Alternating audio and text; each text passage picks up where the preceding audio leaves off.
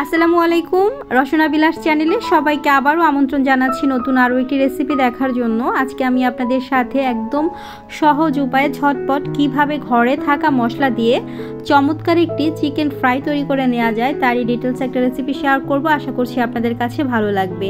আর এই চিকেন রেসিপিটি কিন্তু অনেক বেশি মজার হয়ে থাকে। ছোট বাচ্চারা যেমন অনেক বেশি পছন্দ করে, সেই সাথে বড়রাও কিন্তু বেশ পছন্দ করবে। আর এই রেসিপিটি আপনারা তৈরি করে দীর্ঘদিন পর্যন্ত ডিপ ফ্রিজে সংরক্ষণ করেও কিন্তু বাচ্চাদের স্কুলের টিফিনের জন্য রেডি করে রেখে দিতে পারেন। আর চাইলে কিন্তু সন্ধ্যার নাস্তায় বাচ্চাদের চমৎকার রেসিপিটি তৈরি করে দিতে পারবেন। আশা করছি আজকের রেসিপিটি আপনাদের কাছে বরাবরের মতোই অনেক বেশি ভালো লাগবে। ভালো লাগলে ভিডিওতে ছোট্ট একটি লাইক দিয়ে ভিডিওটি দেখার অনুরোধ রাখছি। চলুন কিভাবে তৈরি করছি দেখিয়ে দিচ্ছি। চিকেন ফ্রাই করার জন্য আমি এখানে চিকেনের ব্রেস্টের যেই বোনলেস অংশগুলো আছে সেগুলো নিয়েছি। এখানে আমি 3টা বোনলেস অংশ নিয়েছি ব্রেস্টের। আপনারা চাইলে কিন্তু আপনাদের প্রয়োজন অনুযায়ী আর কি নিতে পারেন। এগুলো আমি খুব ভালোভাবে আগে থেকে ধুয়ে একদম পানিটাকে শুকিয়ে রেখেছিলাম। এখন একটা নাইফের সাহায্যে আমি লম্বা লম্বা করে কেটে নিচ্ছি। আপনারা চাইলে আপনাদের পছন্দ মতো শেপ দিয়ে কিন্তু কেটে নিতে পারবেন। আর এটা যেহেতু একদমই হাড় ছাড়া থাকে, বাচ্চারা বেশ পছন্দ করবে এইভাবে করে ওদেরকে খেতে দিলে। তো আমি একটা পিস আপনাদেরকে জাস্ট কেটে দেখালাম। একই রকম প্রসেস করে আমি সবগুলোই কেটে নেব।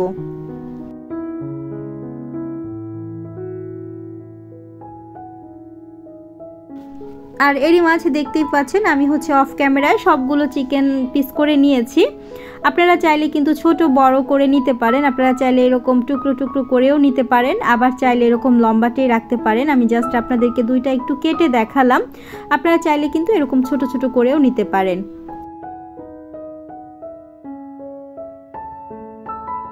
এখন চিকেনগুলোকে একটু ম্যারিনেট করব। ম্যারিনেট করার জন্য আমি এখানে একটা পাত্র নিয়েছি। পাত্রের মধ্যে আমি চিকেন পিসগুলো সব নিয়ে নেব। আর এর মধ্যে এক এক করে সব ধরনের মশলাগুলো আমি দিয়ে দেব।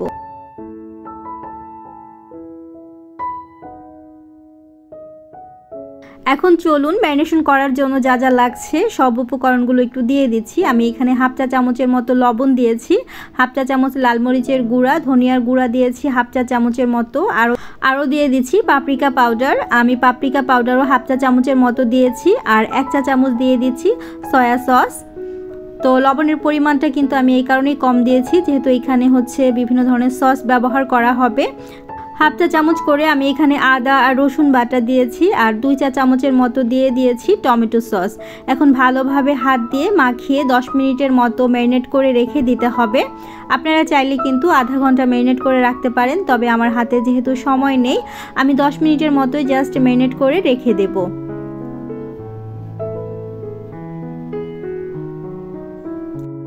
ঠিক 10 মিনিট পর আমি ঢাকনাটাকে সরিয়ে নিয়েছি। দেখতেই পাচ্ছেন সুন্দরভাবেই কিন্তু ম্যারিনেট করা হয়ে গেছে। এখন এখানে আমি নিয়ে নিচ্ছি টোস্ট বিস্কিটের গুঁড়া। আপনারা চাইলে এখানে ব্রেড ক্রাম্পও ব্যবহার করতে পারেন। তো আমি সুন্দরভাবে একটা একটা করে কোট করে নিয়েছি সবগুলো, দেখতেই পাচ্ছেন। আপনারা চাইলে এই পর্যায়ে এসে কিন্তু একটা বক্সের মধ্যে করে ডিপ ফ্রিজে রেখে দিতে পারেন। যখন মন চাইবে তখনই কিন্তু বাচ্চাদেরকে ভেজে দিতে পারবেন, বা বাচ্চাদের স্কুলে টিফিনে দেওয়ার জন্য ভেজে দিতে পারবেন। চুলায় আমি একটা পাত্রে তেল বসিয়ে দিয়েছিলাম গরম। তেলটা যখন হালকা গরম হয়ে আসবে তখন আমি একটা একটা করে চিকেন পিসগুলো দিয়ে ভেজে নেব। আর তেলটা খুব বেশি গরম হওয়া যাবে না, তাহলে কিন্তু উপর থেকে কালার চলে আসবে আর ভেতর থেকে কিন্তু কাঁচা থেকে যাবে চিকেনগুলো। তো তেলটা হালকা গরম হলে তারপর চিকেন পিসগুলো আমি দিয়ে দেব। আর চুলার আঁচটাকে মিডিয়ামে রেখে এখন আমি চিকেন পিসগুলোকে ভেজে নেব। এটা ভাজতেও খুব বেশি সময় লাগবে না। ব্রয়লার চিকেন কিন্তু অল্প জালেই ভাজা হয়ে যায় সুন্দরভাবে। তো দেখতেই পাচ্ছেন একটা সাইড যখন কালার চলে আসবে তখন আমি আবার উল্টে দেব সুন্দরভাবে। তো একই রকম প্রসেস করে আমি চিকেনগুলো সব সুন্দরভাবে আর কি ভেজে ফেলবো। এই তো দেখতেই পাচ্ছেন আমার চিকেন পিসগুলো কিন্তু সুন্দরভাবে ভাজা হয়ে গেছে। এখন আমি একটা একটা করে উঠিয়ে ফেলবো একটা সার্ভিং ডিশে।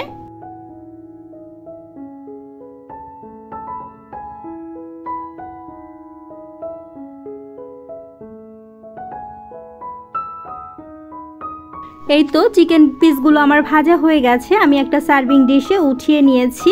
এটা অসম্ভব রকম মজার হয়ে থাকে, আপনারা একবারের জন্য হলেও বাসায় ট্রাই করে দেখবেন আর আমাকে অবশ্যই কমেন্ট করে জানাবেন কোন টাইপের রেসিপিগুলো দেখতে আপনারা পছন্দ করেন, সেটাও কিন্তু আমাকে কমেন্টের মাধ্যমে জানাতে পারেন। আমি চেষ্টা করব আপনাদের পছন্দের রেসিপিগুলো আমার চ্যানেলে শেয়ার করার জন্য। আপনারা যদি ফেসবুক পেজ থেকে আমার ভিডিওগুলো দেখে থাকেন তাহলে প্লিজ আমার ফেসবুক পেজটিকে ফলো দিয়ে রাখবেন নিত্য নতুন রেসিপি পাওয়ার জন্য। যারা আজকের রেসিপিটি দেখেছেন আপনাদের কাছে ভালো লাগলে ভিডিওতে ছোট্ট একটি লাইক দিবেন, কমেন্ট করে জানাবেন। আর যদি নতুন হয়ে থাকেন আমার চ্যানেলে, আজকেই আমার চ্যানেলটি প্রথম ভিজিট করেছেন, আপনাদের কাছে ভালো লাগলে অবশ্যই চ্যানেলটিকে সাবস্ক্রাইব করে পাশে থেকে যাওয়ার জন্য অনুরোধ করে যাচ্ছি। আজকের মতো বিদায় নিচ্ছি, ভালো থাকবেন সবাই, আল্লাহ হাফিজ, আসসালামু আলাইকুম।